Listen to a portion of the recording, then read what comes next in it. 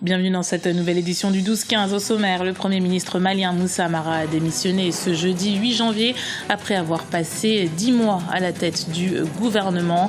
C'est l'ancien Premier ministre Modibo Keïta qui a été nommé pour lui succéder. Le groupe Boko Haram réagit aux différentes attaques de l'armée camerounaise par voie de communiqué vidéo.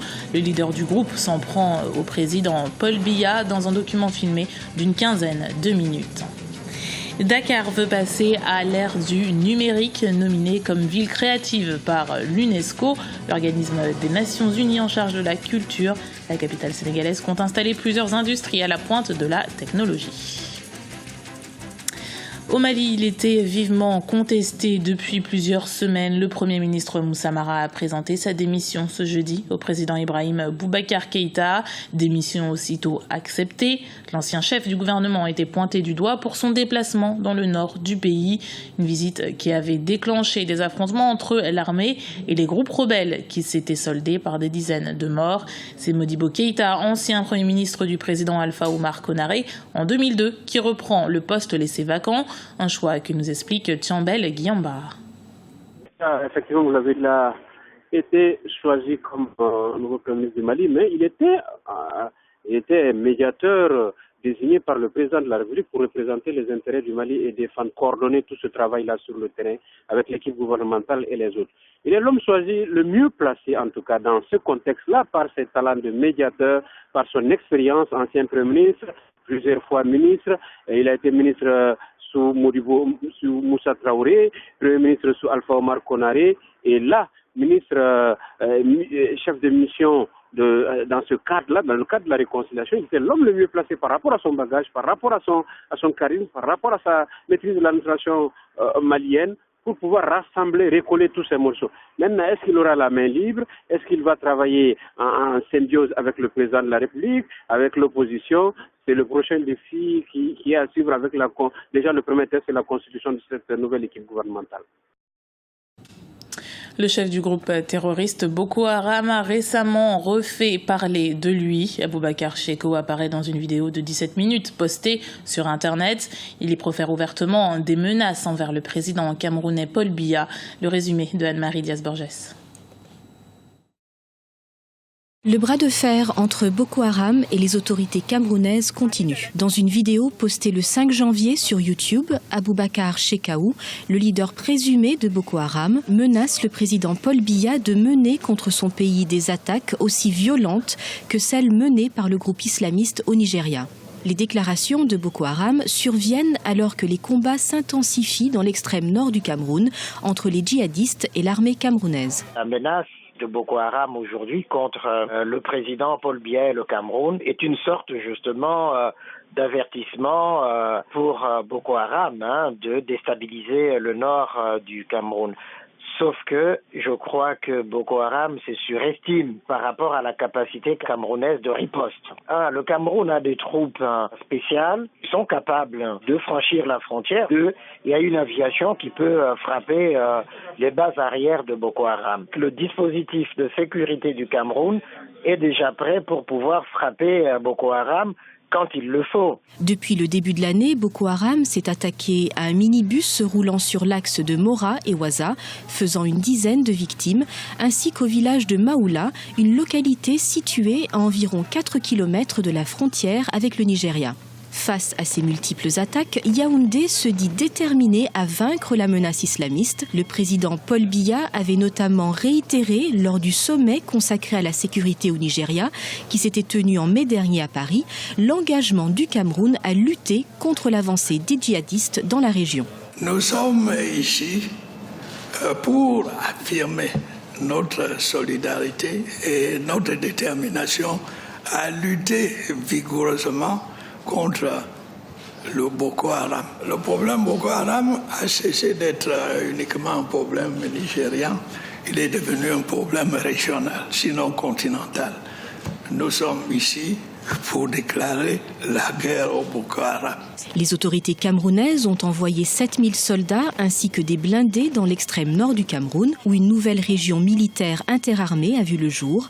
Rappelons que le Parlement camerounais a adopté en décembre dernier une nouvelle loi antiterroriste, une loi par ailleurs jugée trop floue par l'opposition et la société civile. Retour sur le bras de fer entre l'opposition et le gouvernement gabonais. Le 20 décembre dernier, un rassemblement avait été interdit. Les autorités gabonaises avaient évoqué des risques de troubles à l'ordre public, une thèse largement contestée par les organisateurs de la manifestation. Ibra Radinjaï.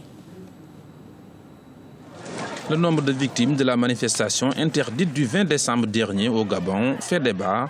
Si le bilan officiel fait état d'un mort, les associations de défense des droits de l'homme évoquent plusieurs victimes. C'est le cas de la présidente du Centre pour la promotion de la démocratie et la défense des droits de l'homme au Gabon, Paulette Oyan Ondo, qui dénonce la brutalité des forces de l'ordre et pas seulement. Mon ONG a répertorié 6 morts.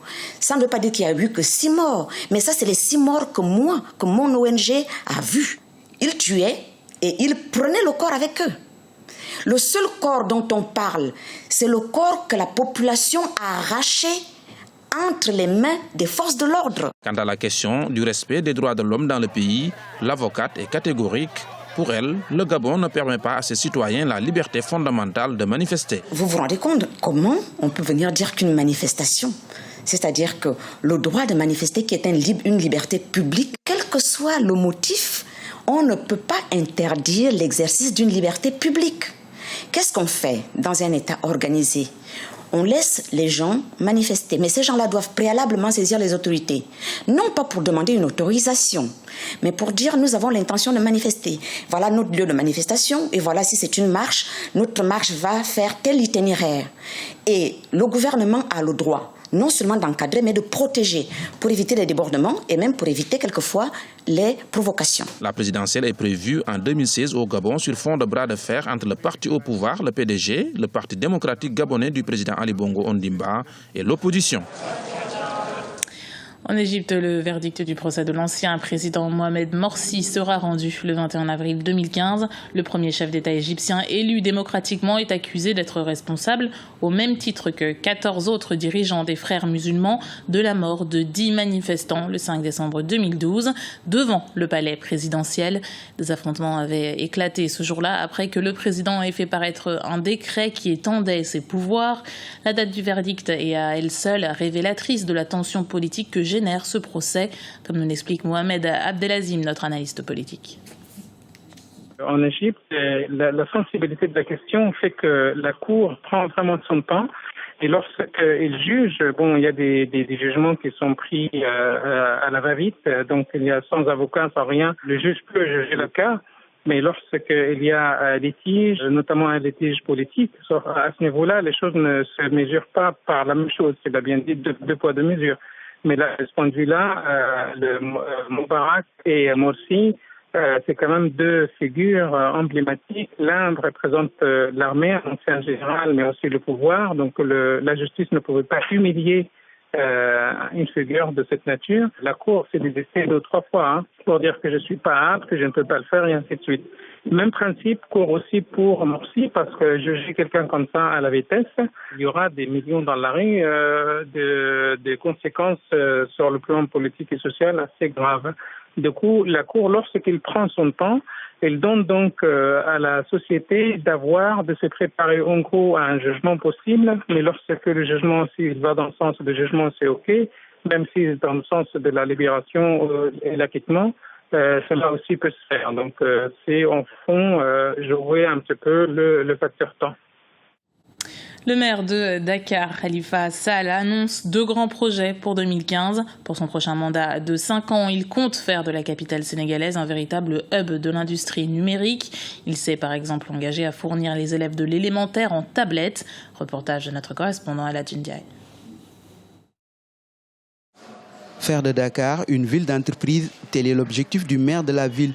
La ville de Dakar, à travers sa nomination par l'UNESCO en tant que ville créative, va mettre en place des industries numériques. Pour ce faire, 2 grands projets sont en cours. Il s'agit d'une couveuse d'entreprise et d'un incubateur de start-up. Nous avons conscience, nous, qu'aujourd'hui, Dakar doit vivre de ses atouts et de son potentiel.